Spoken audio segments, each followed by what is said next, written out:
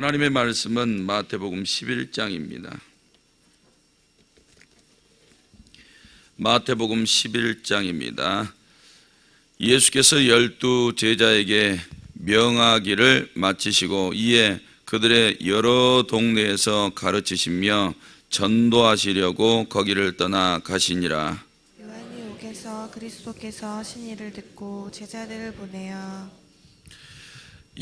예수께 여짜오되 오실 그이가 당신이오니까 우리가 다른 일을 기다리오리이까. 예수께서 대답하여 이르시되 너희가 가서 듣고 보는 것을 요한에게 알리되 맹인이 보며 못 걷는 사람이 걸으며 나병 환자가 깨끗함을 받으며 못 듣는 자가 들으며 죽은 자가 살아나며 가난한 자에게 복음이 전파된다 하라. 누구든지 나로 말미암아 실족하지 아니하는 자는 복이 있도다 하시니라. 그들이 떠나매 예수께서 무리에게 요한에 대하여 말씀하시되 너희가 무엇을 보려고 광야에 나갔더냐? 바람에 흔들리는 갈대냐? 그러면 너희가 무엇을 보려고 나갔더냐? 부드러운 옷 입은 사람이냐? 부드러운 옷을 입은 사람들은 왕궁에 있느니라. 그러면 너희가 어찌하여 나갔더냐? 선지자를 보기 위함이었더냐? 옳다. 내가 너희에게 이르노니 선지자보다 더 나은 자니라. 기록된 바 보라 내가 내 사자를 내 앞에 보내노니 그가 내 길을 내 앞에 준비하리라 하신 것이 이 사람에 대한 말씀이니라. 내가 진실로 너희에게 말하노니 여자가 낳은 자 중에 세례 요한보다 큰 이가 일어남이 없도다. 그러나 천국에서는 극히 작은 자라도 그보다 크니라. 세례 요한의 때부터 지금까지 천국은 침노를 당하나니 침노하는 자는 빼앗느니라.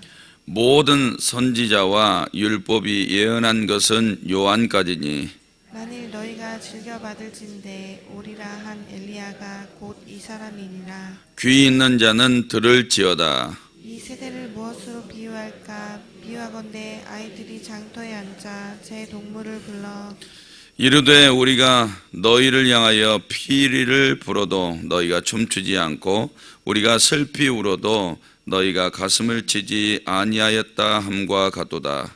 요한이 와서 먹지도 않고 마시지도 아니하매 그들이 말하기를 귀신이 들렸다 하더니 인자는 와서 먹고 마심에 말하기를 보라. 먹기를 탐하고 포도주를 즐기는 사람이요 세리와 죄인의 친구로다 하니 지혜는 그 행한 일로 인하여 옳다함을 얻느니라. 예수께서 권능을 가장 많이 행하신 고을들이 회개하지 아니하므로 그때에 책망하시되 화 있을진저 고라시나 화 있을진저 벳세다야 너희에게 행한 모든 권능을 두로와 시돈에서 행하였더라면 그들이 벌써 베옷을 입고 제에 앉아 회개하였으리라. 내가 너희에게 이르노니 심판날에 두로와 시돈이 너희보다 견디기 쉬우리라. 가버나움아 내가 하늘에까지 높아지겠느냐? 음부에까지 낮아지리라. 내가 행한 모든 권능을 소돔에서 행하였더라면 그 성이 오늘까지 있었으리라. 내가 너희에게 이르노니 심판날에 소돔 땅이 너보다 견디기 쉬우리라 하시니라. 그때에 예수께서 대답하여 이르시되 천지의 주제이신 아버지여 이것을 지혜롭고 슬기 있는 자들에게는 숨기시고 어린 아이들에게는 나타내심을 감사하나이다. 옳소이다. 이렇게 된 것이 아버지의 뜻이니이다. 내 아버지께서 모든 것을 내게 주셨으니 아버지 외에는 아들을 아는 자가 없고 아들과 또 아들의 소원대로 계시를 받는 자 외에는 아버지를 아는 자가 없느니라. 수고하고 무거운 짐진 자들아 다 내게로 오라. 내가 너희를 쉬게 하리라. 나는 마음이 온유하고 겸손하니 나의 멍에를 메고 내게 배우라. 그리하면 너희 마음이 쉼을 얻으리니. 이는 내 멍에는 쉽고 내 짐은 가벼움이라 하시니라. 아멘. 이렇게 고백하시겠습니다. 하나님 사랑합니다. 하나님 사랑합니다. 기도하는 성도들에게 은혜와 복 주시기를 주님의 이름으로 축복합니다. 오늘 본문 1절에서 6절은 세례 요한의 질문과 예수님의 답변입니다. 7절에서 14절은 요한에 대한 예수님의 평가이고 15절에서 19절은 피리 부는 장터의 비유입니다. 20절에서 24절은 회개치 않는 고라신 베세다 가버나움에 대해서 책망하시고 또 25절에서 끝절까지는 안식을 누리고 계시는 예수님에 대해서 말씀합니다. 1절에서 6절 말씀에 보니까 세례 요한이 질문을 하지요. 2절에 보니까 요한이 옥에서 그리스도께서 하신 일을 듣고 제자들을 보내어 이렇게 말씀하고 있습니다. 요한이 확인하고 싶으신 거죠, 메시아를. 그래서 그리스도께서 하신 일을 다 들었다고 그랬습니다. 그러니까 지금 세례 요한의 관심은 땅의 일이 아니에요. 그는 언제까지 살지 모르고 있습니다. 오늘이라도 하나님이 부르시면 가야 되고, 그는 지금 감옥에 있거든요. 왜 감옥에 있냐? 헤롯 안디바가 자기 동생 부인을 뺏어가지고 자기 부인 만들어 버렸잖아요. 세례 요한이 그게 옳지 않다라고 하니까 감옥에다 가둬버린 거예요. 언제 하나님께서 이제 부르시면 자기는 떠나야 될지 몰라요. 그런데 그는 애초부터 메시아에 대해서 예언을 했고, 그 다음에 메시아의 일들을 계속해서 지켜보았던 거죠. 근데 메시아가 맞아요. 자기가 계속해서 제자들을 보내가지고 예수께서 하시는 일들을 듣고 또 듣고 또 듣고 이렇게 마음속에 확신을 가지고 있는 거죠. 보는 눈이 있기에 틀려지면 정확하게 볼 것을 볼 수가 있습니다. 근데 땅의 일들을 너무 많이 보게 되면 하나님이 하신 일들이 잘 안 보여요. 안 보이니까 헷갈리고, 그 또 하나님께서 일하고 계신 것을 못 보니까 시간 낭비도 하고 또 헛된 시간을 보내기도 하고 이런 문제들이 생기는 겁니다. 이렇게 세례 요한이 분명히 보고 싶었던 것이 하나님의 일이라는 거예요. 우리의 눈에도 도전을 받으셔야 됩니다. 오늘도 세상에 나가시면 보고 싶어하는 게 뭘까? 세상의 부유함일까? 아니면 잘 먹고 잘 사는 걸까? 세상의 형통함일까? 우리가 보고 싶어하는 게 뭘까? 세례 요한은 이제 이 세상의 낙을 다 접어버렸어요. 만약에 세례 요한이 이 세상에서 잘 먹고 잘 살고 싶어 했다 그러면 돈 벌러 갔겠죠. 그는 하나님을 알고 있고 또 하나님께서 그에게 원하시는 메시지를 받아서 전파하는 사람이었기 때문에 돈을 벌려고 하면 또 많이 벌었을 거예요.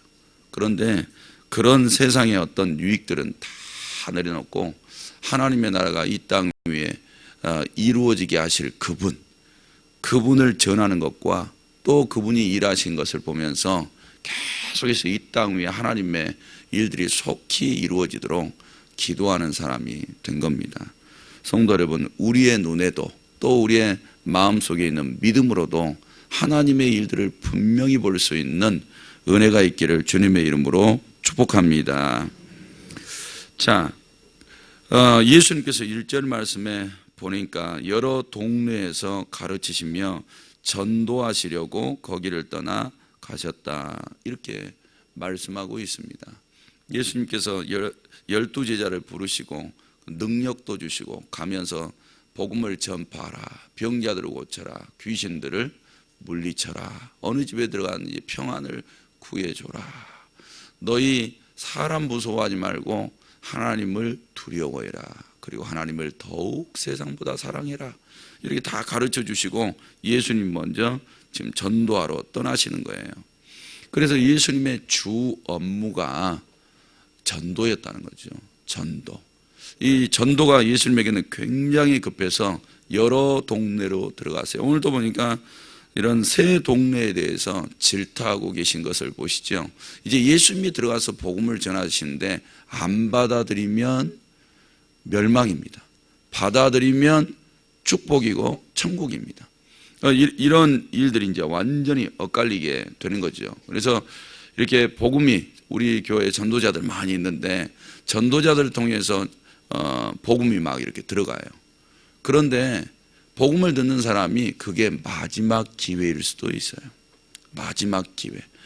그러면 그 사람의 입장에서는 못 받아들이면 지옥인 거죠. 받아들이면 축복이에요. 그리고 이 전도자 한 사람이 굉장히 중요한 거죠. 예수님께서는 계속 전도의 일들을 위해서 지금 이 마을 저 마을로 돌아다니고 계신다는 거예요. 그리고 우리도 이런 사명을 감당하셔야 됩니다. 제자들을 불러서 이 사명 감당하도록 능력 줬으니까 우리도 예수를 믿고 천국 소망을 가지고 있는 이상 이제 어느 곳에 들어가든지 여기가 전도처다라고 생각하시면서 내가 이 사람들에게 복음을 전하지 않으면 죽을 수 있다. 지옥 떨어질 수 있다. 나와 이렇게 연관되어 있는 모든 사람들에게 하나님이 나를 전도자로 세우셨다. 이것이 그들에게 마지막 기회일 수 있다. 이렇게 생각하시고 전도자로 세워지는 그런 은혜도 있기를 주님의 이름으로 축복합니다. 그래서 이제 다시 세례 요한으로 가니까 3절에 오실 그이가 당신 요니까 우리가 다른 일을 기다리오리까 그랬어요. 그랬더니 예수님께 이런 답변을 주래요. 4절에 너희가 가서 듣고 보는 것을 요한에게 말하라는 거예요. 맹인이 보고 못 걷는 사람이 걷고 나병 환자가 깨끗해지고 못 듣는 자가 듣고 죽은 자가 살고 가난한 자가 자에게 복음을 전파하고 누구든지 나로 말미암아 실족하지 않으면 복이 있다 이렇게 말씀했어요. 이렇게 예수님이 하시는 일들 그 일들을 그대로 가서 전하라는 거죠. 이미 요한이 다 알고 있는 내용들입니다. 알고 있는 내용인데 자신이 메시아가 맞다고 이렇게 전달하라는 것이죠. 성도 여러분, 이렇게 예수님의 하시는 일들은 열매를 맺어갔습니다. 열매를 맺어갖고 항상 동일하게 역사하셨어요. 그런데 예수님께서 제자들에게 능력 주어 바로 예수님께서 이렇게 열매 맺으신 능력의 일들을 행하시고 또 그 일들을 통해서 사람들이 복음을 영접해서 구원받을 수 있도록 이 사역을 우리에게도 하라는 거죠. 그러니 우리도 도전받으셔야 돼요. 어제 제가 한 집에 다녀왔는데 요즘에 이제 영적 이런 사역을 하면서 일전에도 어디 신을 모셔놨다고 그걸 못 치우고 계시더라고요. 못 치우고 계셔가지고 방문해서 다 걷어냈었어요. 그게 무서운가 봐요. 그러니 왜 이제 한 집은 그걸 치워달라 그랬냐면 아무리 그 무당이 신을 모시라 그래서 그러면 자녀가 나아질 줄 알고 비싼 돈 들여가지고 무당이 두라고 하는 물건들을 다 막 이렇게 갖다 놓고 그렇게 했는데 안 좋아지는 거예요. 안 좋아져가지고 돈은 돈대로 들어가고 푸닥거리 할수록 더 많은 돈이 막 들어가니까 그래서 좀 치워달래요. 모셔둔 신을. 그래가지고 농 위에서 예전에 꺼내가지고 갖다가 쓰레기통에 처박아 버렸어요. 이런 일을 한번 이렇게 했는데 목사가 해야지. 하나님이 목사에게 저주를 내리시겠어? 이 세상에 가장 큰 신은 하나님이신데 만약에 내가 이거 치웠다고 교통사고가 난다든지 병들어서 급사를 한다든지 뭐 이런 일이 생기면 누구한테 모욕거리가 되겠어요? 하나님 앞에 모욕거리가 되는 거예요. 근데 이제 어제도 요청을 해가지고 이렇게 갔는데 장군님 옷을 모셔놨더라고. 그런데 이렇게 가서 그 안 믿는 어머님한테도 이야기를 쭉 하는데 자녀 문제거든요. 얘기를 하는데 막 눈이 열이 막 화끈화끈 올라와서 막 빨갛게 되는 거예요. 그리고 내 눈이 왜 이러지 그러면서 자꾸 이렇게 만지시더라고요. 방해를 받는 겁니다. 저도요 거기 앉아 있는데 열이 막 올라오는 거예요. 이야 내 몸에까지 막 뚫고 들어오네. 그래가지고 어제 또 이렇게 봤더니 전도사님도 그거 어제 가져와서 다 태워버렸어요. 그랬는데 이게 과연 다 탈까 싶은 물건도 있었어요. 이거 오늘 집에 들어가기는 힘들겠다. 이거 다 태우려면. 예. 그랬는데 하나님이 어제요 다 태워버리셨어요. 이건 하나님이 태우시는 거야. 하나님이 태우시는 거야. 잘 안 탈 물건인데 다 타버렸어요. 얼마나 기분이 좋은지 몰라요. 그거 다 태우고 내려오는데 목사님 머리가 맑아졌어요. 이제 맑아지네요. 그러더라고요. 그래서 어제도 그 장군님 옷 갖다가 다 태워버렸어요. 다 태워버려서 이제 그 집 괜찮을 거고, 제가 그 마음에 그렇게 생각을 했어요. 내가 이거 갖다가 태웠다고 하나님이 나를 어떻게 하시면 이거 하나님이 어떻게 되는 거예요? 하나님이 최고로 높은 신이고, 신은 하나님 한 분밖에 없으신데, 저는 그렇게 믿고 그거 다 치웠는데, 그래가지고 그거 치우니까 불안하셔가지고 전화가 자꾸 이렇게 오셔요. 그래서 내가 교구장님하고 막 통화하길래 그랬어요. 예, 그래서 목사 가서 그거 치운 거니까 걱정하지 말라 그러라고. 예, 다 치워버렸어요. 사랑하는 성도 여러분, 이런 일을 가서 하셔야 돼요. 어느 집에 들어가서 호랑이 그림 붙어 있든지 불상이 있든지 신을 모셔놨든지 그거 싹 걷어다가 치우셔야 돼요. 안 그러면 거기 귀신 많이 있습니다. 아무리 여기서 은혜 받고 들어가도 집에 들어가면 답답해서 생활을 할 수가 없어요. 그러니까 영적인 것도 우리가 들어가서 사역을 해야 되고, 이렇게 병자들, 여러 병자들이 있음에도 우리가 그냥 방관하지 말고 전도자들이 들어가면 치유는 하나님이 하시니까. 세례 요한이 지금 하나님이 하신 일을 보잖아요. 우리도 이 일에 쓰임 받아야 되거든요. 가서 이렇게 기도해 줘야 돼요. 기도해 주면 하나님이 암 환자도 고칠 수 있고, 그렇죠, 중병도 이렇게 고쳐주시고, 그러면 그것이 복음의 좋은 도구가 될 줄로 믿습니다. 사랑하는 성도 여러분, 우리는 예수님이 한 영혼이 급해서 이 동네 저 동네 들어다니시면서 복음을 전파하시고 한 사람의 영혼이라도 속히 마귀 권세에서 끄집어내기를 바라셨던 거죠. 이런 믿음과 열정을 우리도 보시고 그 일에 동참하셔서 쓰임 받는다면 칭찬받을 신앙이 될 줄로 믿습니다. 7절에서 14절 말씀해 보니까 예수님이 세례 요한에 대해서 평가를 하죠. 무슨 평가를 하냐면 이렇게 이야기를 해요. 11절 말씀해 보니까 내가 진실로 너희에게 말하노니 여자가 낳은 자 중에 세례 요한보다 큰 이가 일어남이 없도다. 그러나 천국에서는 극히 작은 자라도 그보다 크다. 이렇게 말씀하고 있어요. 그래서 세례 요한을 굉장히 큰 선지자로 축켜 세우세요. 왜 그랬을까? 세례 요한이 마지막 선지자입니다. 그럼 세례 요한 전까지는 예수님 못 봤어요. 오실 메시아에 대해서만 예언을 했다고요. 그런데 세례 요한은 직접 오신 메시아를 전했어요. 그분의 길을 예비하는 그런 사명을 감당하신 것이죠. 그러니까 선지자 중에서 가장 크다고 말할 수 있는 게 그 메시아를 직접 본 사람이에요. 그래서 세례 요한을 높이 평가해 주고 계시는데, 세례 요한은 거기에 걸맞게 사역을 했습니다. 얼마나 사역에 철두철미했고 성실했냐면 광야에 나가서 오직 하나님 사역에만 집중하기 위해서 일반적으로 세속적인 것으로부터 떠나서 사역을 감당한 거예요. 만약에 우리도 하나님의 일들을 하기 위해서 세상 것 다 끊어놓고 하나님의 일에 집중하고 세례 요한처럼 사역을 한다면 먹는 거, 먹고 마시는 이 의식주 중요하게 여기지 않고 회개와 천국 복음을 전하는데 혼신을 다했을 거예요. 이런 사역을 감당할 수 있었던 게 세례 요한은 예수 그리스도가 메시아임을 그가 뜬 눈으로 확인했어요. 그러니까 어디다가 인생을 걸어야 될지 아는 거예요. 우리 성도님들 어디다 인생 걸고 있으세요? 몸의 힘과 능력을 어디다 걸고 계세요? 돈은, 물질은 어디다가 다 걸고 계세요? 무엇을 위해서? 나라는 사람의 생명과 시간과 인생을 다 걸어놓고 쓰기를 바라세요. 세례 요한은 예수님을 직접 봤기 때문에 세상하고 타협할 일이 없어요. 그 메시아가, 오신 메시아가 원하시는 일들만 하면 되는 거예요. 그에게는 거기다 목숨 딱 걸면 되는 거죠. 우리는 이제 오셨던 메시아를 믿고 있잖아요.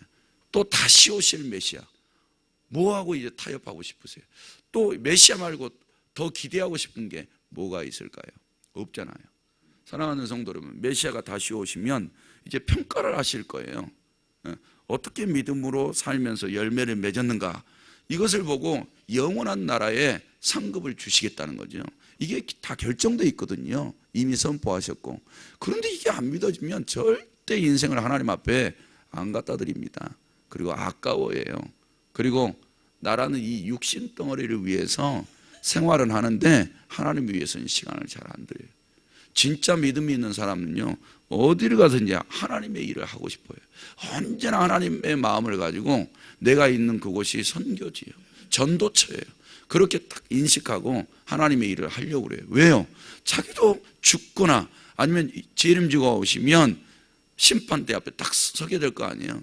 그때 천국 가서 하나님께서 우리를 위해서 예비해 놓으신 집, 그 다음에 허락하신 보화, 그런 것들을 누리고 영원히 살 것을 꿈꾸겠죠. 성도 여러분, 오늘 또 세상 속에서 살아가잖아요. 우리는. 그렇지만 낙을 이 세상에 두지 마세요. 낙을 천국에다 두시기를 바랍니다. 그리고 내가 한 살이라도 젊었을 때, 오늘이요 가장 젊으세요. 내일이면 하루 더 먹었어요. 그리고 오늘 없던 병이 내일 들지 몰라. 오늘 안전한 게 내일 사고 팡 터져가지고 무슨 일이 일어날지 몰라. 걱정할 필요는 없지만 오늘이 최고라는 거예요. 오늘 연세 드신 분들도 오늘이 더 젊어요, 내일보다. 그러니까 오늘이 최고인 거예요. 세례요한은 하루가 급했어요. 예수님도 하루가 급했어요. 그래서 시간을 황금처럼 썼다고요. 황금처럼. 그러니까 직접 오신 메시아를 봤으니까 더 이상 세상하고 타협할 일이 없는 거죠. 그냥 시간이 죽는 순간까지 회개와 천국 복음을 전하는 거죠. 그런데 바울이 그걸 닮았잖아요.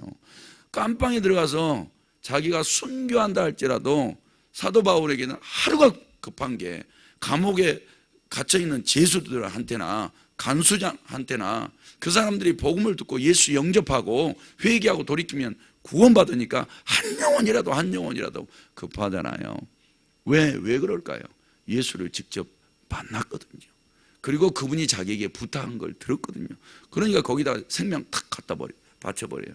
그랬더니 하나님이 사역하는 중에 천국도 다 보여주고 능력의 일들을 행하시잖아요.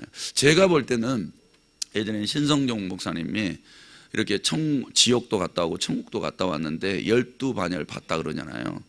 아마 많은 것들을 보여줬지만 셋째 하늘까지만 봤다 이렇게 이야기를 했는데 자기 집 보여줬는지 몰라요. 그래서 이 전도자나 이방인 전도자들, 그 전도자들 얼마나 화려한 곳에 살고 있어요, 천국 가면. 그러니까 이거 얘기하면, 바울이 얘기하면 얼마나 사람들이 배 아플까. 사랑하는 성도들, 그냥 제 추측이에요. 어떻든 너무 화려하고 많은 것들을 이렇게 보여줬을 거예요. 행복했죠. 자기가 이렇게 믿고 따라가면서 그분이 자기 메시아가 부탁했던 모든 이들을, 돌 던짐도 당하고 돌도 맞고요, 수도 없이 구타도 당하고요, 배도 굶어야 됐고요, 병도 들여야 됐고요, 산의 위험, 강의 위험, 사람의 위험, 수많은 위험들도 다 겪었는데요, 그게 문제가 아니에요. 시간만 있으면 하루가 급하게 복음이에요. 복음으로 사람 살리는 거. 오늘 시대에는 이런 사람이 가장 큰 사람. 성도 여러분, 세례 요한은 메시아가 오실 그 길만 예비해 줬지만 이제 오셨던 그 메시아를 우리는 다 어떻게 사역했는지 보았잖아요. 보고 그분의 일에 동참하고 쓰임 받으면 하늘에 가서 세례 요한보다 더 큰 상급을 받으며 살게 되겠죠. 소망을 하나님께 두시고 열심히 하나님을 섬기시기를 주님의 이름으로 축복합니다. 끝으로 나머지는 다 읽으시면 좋을 것 같고요. 그때 28절부터 30절에 보니까 수고하고 무거운 짐진 자들아 다 내게로 오라. 내가 너희를 쉬게 하리라. 나는 마음이 온유하고 겸손하니 나의 멍에를 메고 내게 배우라. 그리하면 너희 마음이 쉼을 얻으리니 이는 내 멍에는 쉽고 내 짐은 가벼움이라. 할렐루야. 이 말씀이 뭘까요? 이 말씀, 우리가 예수를 믿어도 이런 짐이 다 있어요. 그러면 언제 이 수고하고 무거운 것들이 다 가벼워질까? 회개하고 주께로 돌이키며. 예수를 믿어도요, 회개하지 않으면 짐 다 지고 있는 거예요. 회개하고 맡겨버려야 돼요. 그래야 짐이 다 가벼워져요. 예수 믿으면서 회개 안 해보세요. 얼마나 짐이 무거워요. 그리고 하나님 앞에 나갈 때 편하지도 않아요. 그러니까 가르쳐 주시는 대로 회개하고 예수 앞에 나아가세요. 그리고 그분에게 자신의 무거운 짐들을 다 맡겨요. 오늘 또 이러신 분들은요, 아주 기쁘게 즐겁게 신앙생활 하실 거예요. 오늘 하루도 우리의 집이 가벼워져서 주께서 우리에게 분부하신 일에 목숨 걸고 헌신하고 충성하신 분들이 되시기를 주님의 이름으로 축복합니다. 하나님 아버지, 이 새벽에도 감사의 물, 일천 번제의 물 제목 드렸습니다. 우리 하나님 받아 주옵소서. 그리고 우리가 세상살이 속에 있지만 어느 곳에 있든지 주를 위해 몸과 믿음을 드리는 믿음의 사람들이 되게 하옵소서. 그리고 가난과 고난을 벗어나게 하시고 부요한 중에 하나님을 더욱 힘써 섬기게 하시고 많은 생명구원의 열매도 맺게 하옵소서. 이 새벽에도 기도하고 계시는 담임 목사님 그 입술에 기도에 복이 있게 하시고 응답받게 하옵소서. 예수님의 이름으로 기도드립니다. 아멘. 말씀 생각하시면서 기도하시기 바랍니다.